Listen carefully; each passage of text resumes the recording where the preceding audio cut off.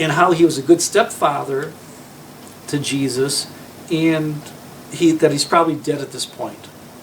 So it's a very good supplement. Would you think, Pastor, that the town would think that Jesus really didn't have a father, a true father? He was a stepson, being looked down upon? Well, I think the people would think of Joseph as Jesus' real father, Gary, because they didn't make the connection that Jesus was born of an immaculate conception through God the Father. Maybe they weren't told. Oh, they weren't, because I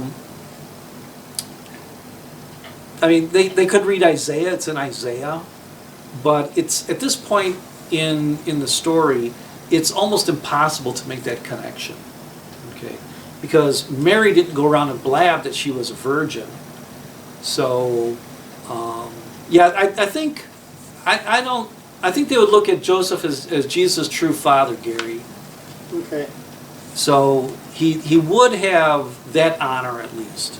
Now, a couple commentaries did point to that one phrase, Mary's son, as a slam against Jesus, but I think that's kind of a reach. In verse 4, Jesus is absolutely right. He says to them, a prophet is not without honor except in his own hometown. So basically he's saying you can't ever go back home again. Probably the only guys that could ever go back home again would be sports stars. You know, because everybody wants to hang around the jock. You know, think of Westby, that one, they had the one catcher who used to play on the Cubs, came from Westby, and they made a big deal about him. Don't we know? Yeah. Well, plus it's baseball, so. Okay. Jesus is among his relatives and his own home. So he's not getting any love or honor from these people. In verse 5, it tells us that he could not do any miracles there except lay his hands on a few sick people and heal them.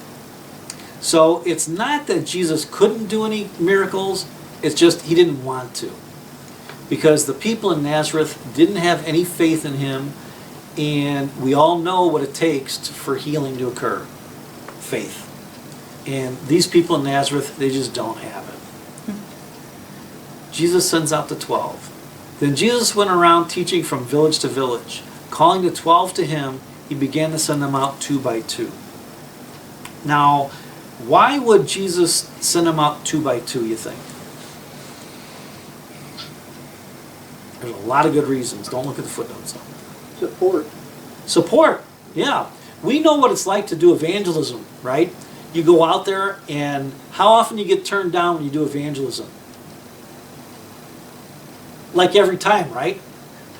Pretty much when we do evangelism, most people don't want to hear that message. So Jesus sends them out 2 by 2 for one of the reasons, to encourage each other, to lift each other up and say, you know what?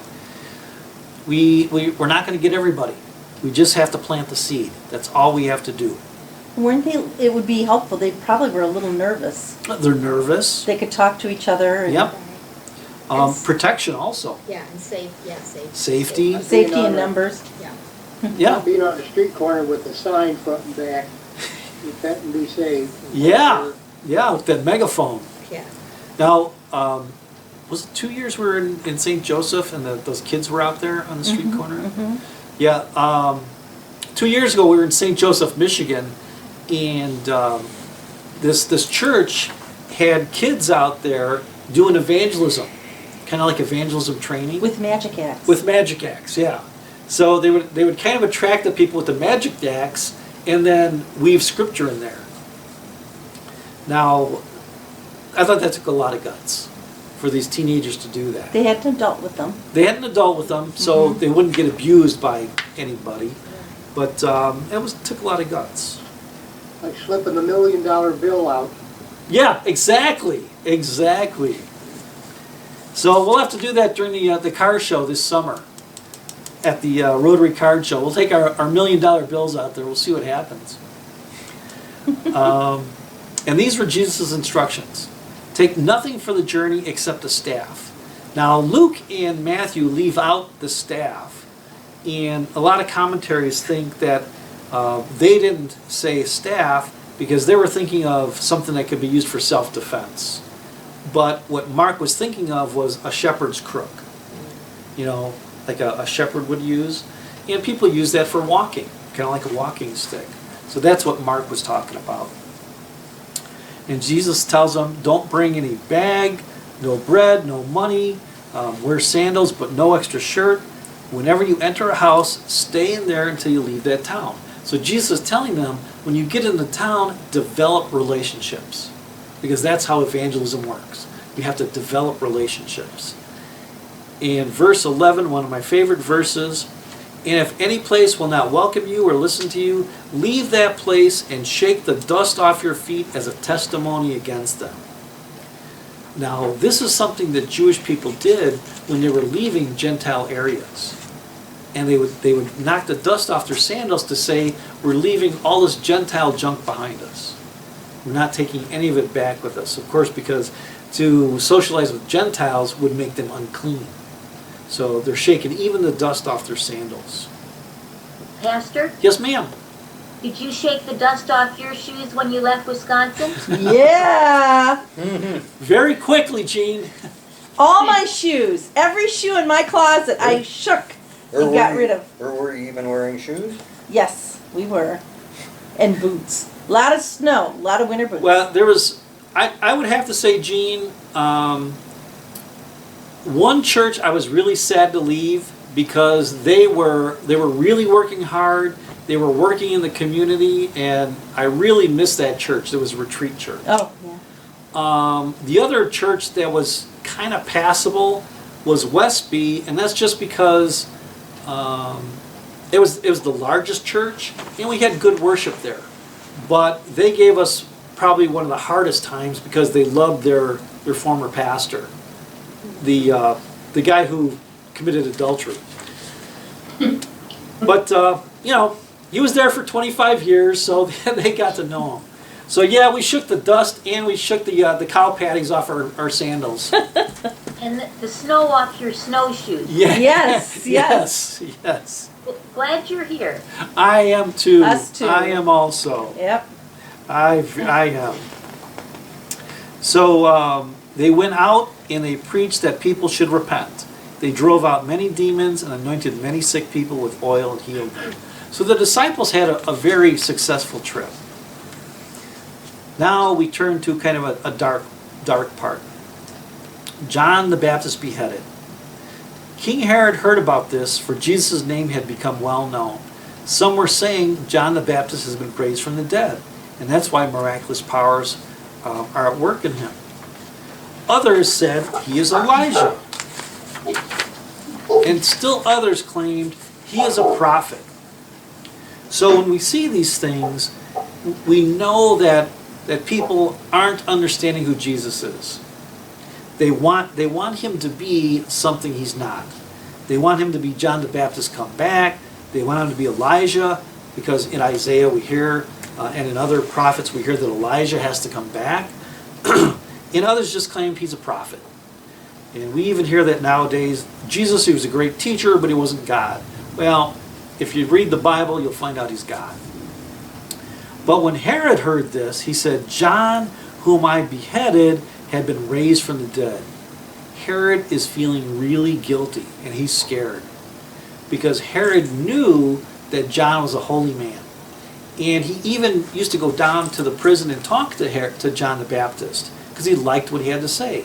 Didn't always understand it, but he liked talking to John. And we know that he was tricked into killing John the Baptist. So Herod's really scared right now.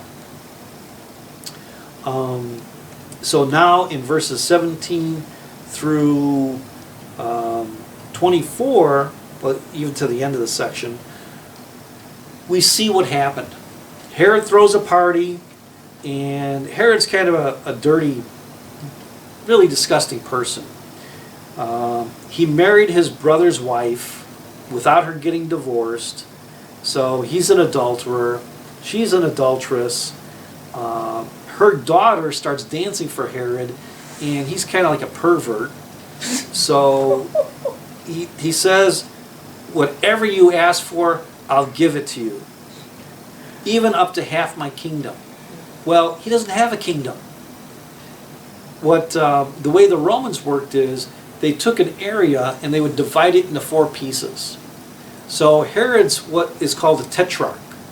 So he's only in charge of one part of 4 different parts in this area, and he has no kingdom, he has no control. So he's lying to this girl.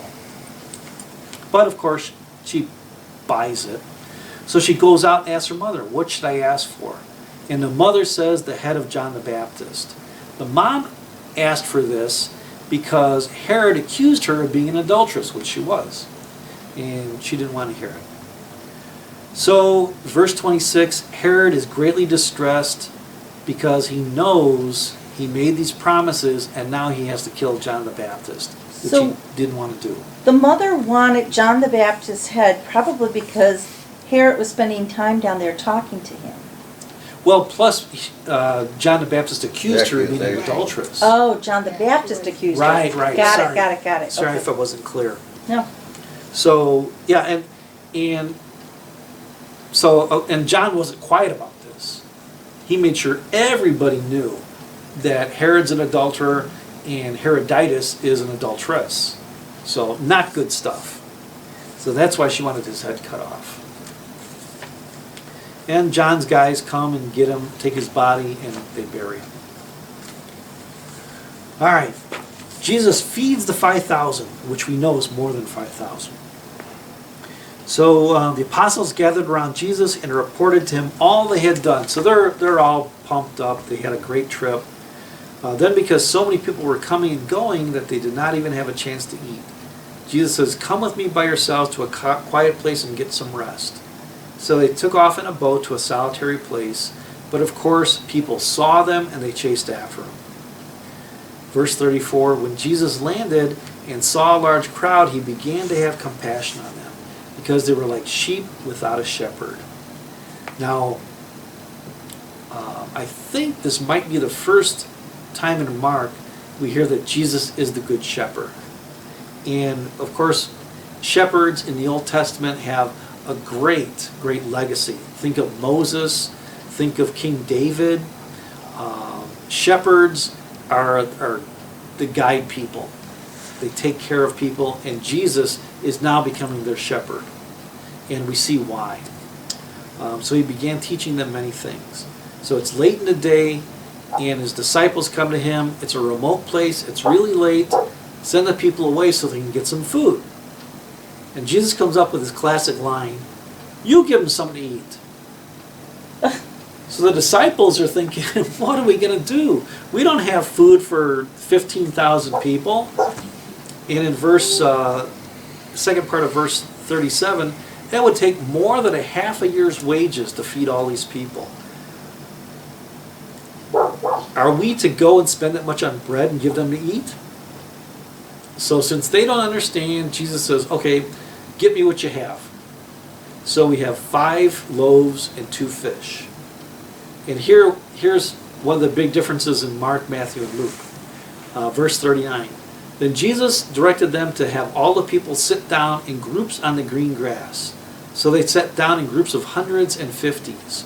So Mark is writing to the Romans, and when they hear groups of hundreds and 50s, they think, oh, military, we understand this. So they're sitting in groups so they can easily be reached and they can have the food distributed to them. Taking the 5 loaves and the 2 fish and looking up to heaven, Jesus gave thanks and broke the loaves. Then he gave them to his disciples. Where in the world have we heard that before? Communion. Communion, right. Mm-hmm. Jesus looks up to heaven. He looks up to the Father. He takes the bread, gives them thanks, breaks the loaves, hands them to his disciples and said, take this and eat. This is my body.